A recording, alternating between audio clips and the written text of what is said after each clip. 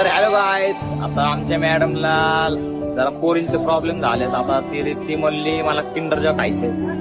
तिला Kinder Joy घेऊन जातो आणि लपून ठेवतो. आता बघू तिचे रिएक्शन काय असते. एक ढाल ढलने लगे जब, एक थाल चखने लगे जब दो दिल.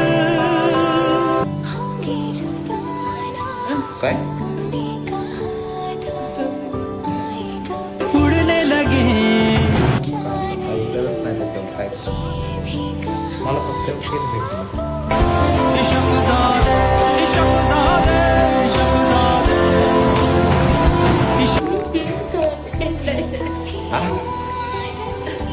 माहिती ना